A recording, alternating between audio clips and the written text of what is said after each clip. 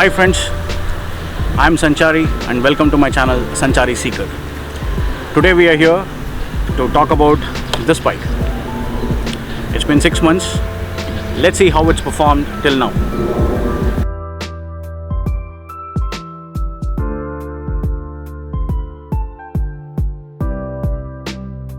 It's been about 6 months and I have done about 6,000 kilometers, as you can see on the odo here. I have used this bike extensively for my day-to-day commute and for long rides. So I am here to share my experience and also to tell you about the positives and the negatives of this bike. So has the Interceptor lived up to the expectation?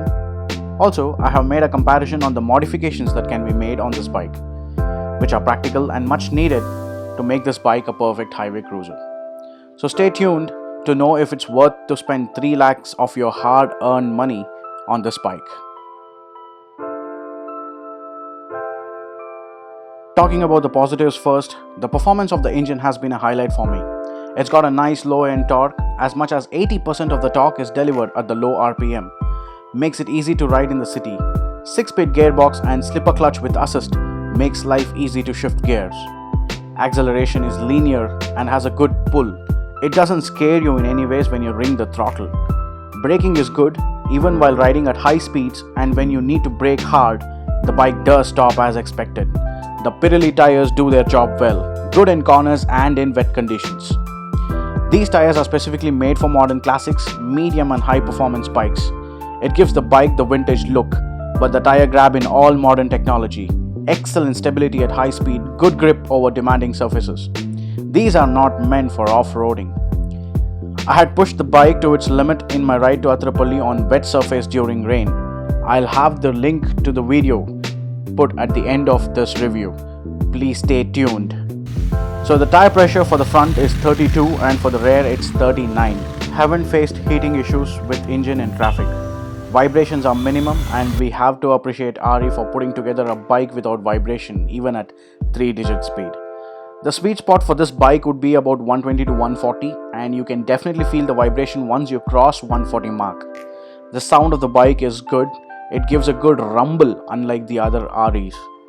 The mileage what I get in the city is about 21 to 23 km per liter. On highway it has been about 25 to 27 km per liter. Again, it will all vary pertaining to the road condition and rider to rider. Now that I have covered most of the positives, let's see some of the issues that I have faced with this bike. First and the foremost is the seat. It's too soft. As much as I love clocking kilometer on this bike, the only reason I tend to stop is because of the soft seat. Issue with the fitment of the seat vibrates a lot and it's irritating, and RE has no solution for this issue. Fuel indicators are not accurate. Pillion rider will not be comfortable as the foot pegs are kept high due to the upswept exhaust. Stock headlamps are halogen and the spread is not all that great, so riding in night will be a problem without auxiliary lights. Handlebar is neatly done but adds a little bit of stress on your forearm during long rides. Suspension is on the softer side, so you will feel less in confidence while doing corners. We can adjust it to make it more stiffer. So that's pretty much sums it all. All the issues that I have discussed so far are minor and which can be fixed. As promised earlier, here are some of the practical mods that are made on the bike. The stock handlebar has been changed and it has been replaced with the RD handlebar. The stock headlamp has been replaced with the MadDog LED headlamps. And the seats have completely been revamped at Rao Seats, Bangalore. For more info, please check the description. We need to understand that even though RE has priced Interceptor very aggressively, the parts used on this bike are of good quality and the after-sales service will be expensive. Tires from Pirelli, Biber brake pads, chain sprockets can really prove heavy on your wallet during service intervals. But hey, it's a wonderful machine and worth the money.